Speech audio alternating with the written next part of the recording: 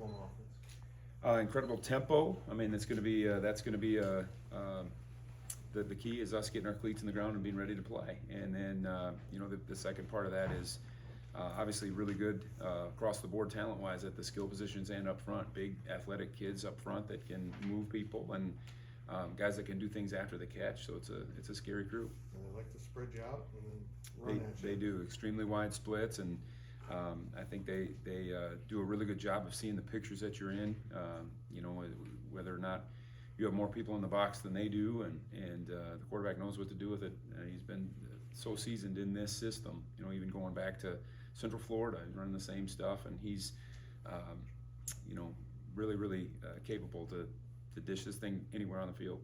Coach Levy seems to have adopted what he was learning at Baylor under Art Briles. From a defensive perspective, what makes it so difficult to slow down that offensive scheme? Because they're never wrong. If the quarterback's doing a good job, I don't know if those guys go home at 6 o'clock or what, because it's just put in the quarterback's hands. Because if he's got a favorable box to run it, they'll run it, and they should gain yardage. And if they don't, then they're going to throw one-on-ones all over the place. And so,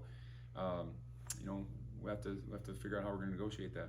How do you combat the ratios? Because essentially that's what you just said it is. It's a favorable box, one-on-ones. How do you combat that? Yeah, and really I think it's on me to dictate probably a little bit, with what we're presenting to them. And if we're loading it up in there, then we're going to have to win on the outside. And if we're not, then we're going to have to stop the run.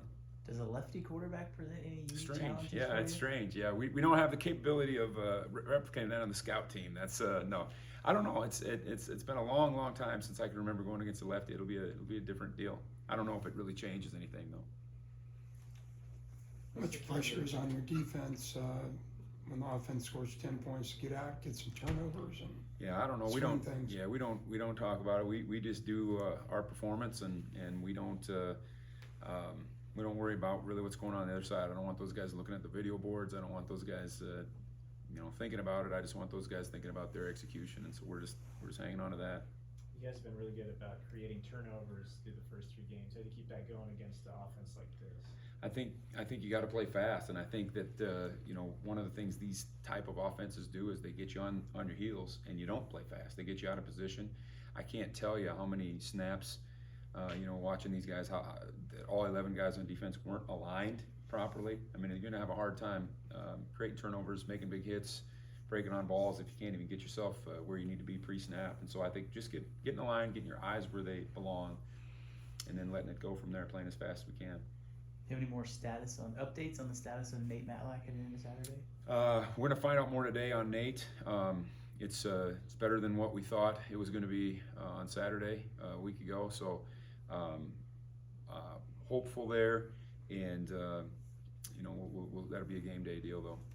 obviously affects your substitution patterns. Are you still able to sneak some guys in when they're going fast? And we practice that. We've practiced that. I know it's a weird drill that our guys hate doing. We have certain situations where we will where our guys are taught to substitute. They can't do it on their own because they're never going to make it. You might be able to get on, but you're never going to get the other guy off. So we have a certain set of times when we coach our guys to substitute. We do that drill in fall camp 2 or 3 times. We'll do it again today, just to replicate when are the appropriate times that we have time to get people on and off. Did it catch you at all by surprise that they went for it in that last 4th down? I don't know if I would have had the stones to do that, but we knew they were a really good quarterback sneak team, so we were certainly prepared for that being the play if they were going to do anything. But we were definitely also very cognizant, especially since we had jumped a couple of times throughout the course of the game, of just making sure we were holding our water in there if they did want to hard count that thing. So yeah, we were ready to go. We just unfortunate that it got it by a foot and a half or so.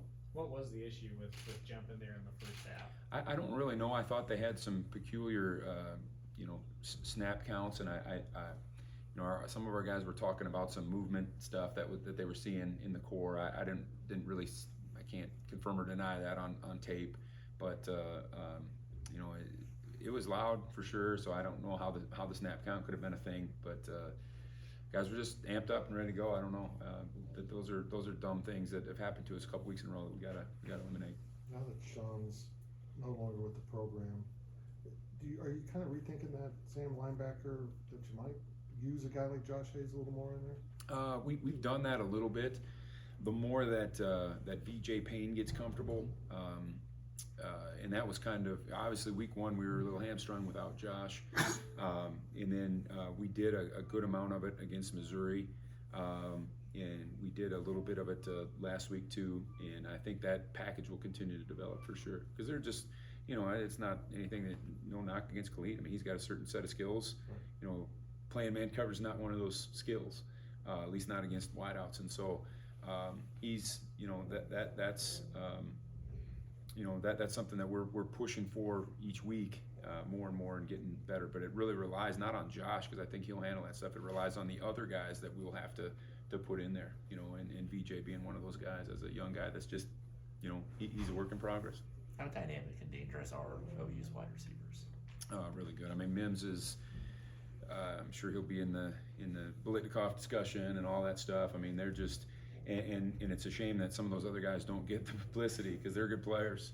Those guys would be great players at a lot of places, and they kind of get overshadowed a little bit by him. And for that matter, the tight ends are good players, and the tight ends are dynamic, catching the football. Not maybe as dangerous after the catch as those receivers, but they're certainly capable route runners and receivers.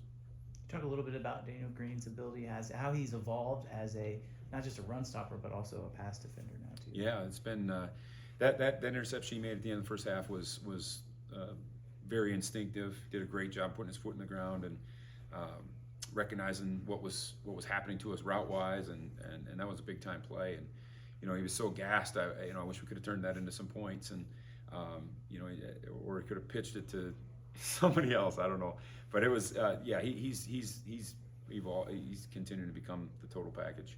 How much high level of player are you getting from your corners that relieves any other areas that you can? Yeah, that's a good point. Yeah, I think just the experience that Julius has and the experience that Echo Boyd will have, it brings a little level of comfort, to me, and because there's very few pictures that those guys haven't seen, and there's very little that those guys can't do in one-on-one settings. And I'll say this, that Omar Daniels and Jacob Parish have really come along too. I mean, they've those guys are playing, and you're not seeing those guys as much on the stat sheet because it's just not showing up. But those guys are getting significant snaps, and they're doing a great job. And Jacob, as a true freshman, that's impressive. With it being Time for one or two finishing as a one possession game, how much do you grimace when you're watching the tape and see Drake Cheatham up that pick six? Yeah, it's funny. I didn't see that on game day. I was looking somewhere else, and I know he regrets it, and things like that happen. And in games like that, and we're going to be in games like that. Every play matters. Whether it's us losing contain on a rush, that matters. Us dropping a pick like that matters. It just amplifies every little minute thing, and that's what we're just trying to play each play and take those minute things and master them. All right, thanks guys. Thank you guys.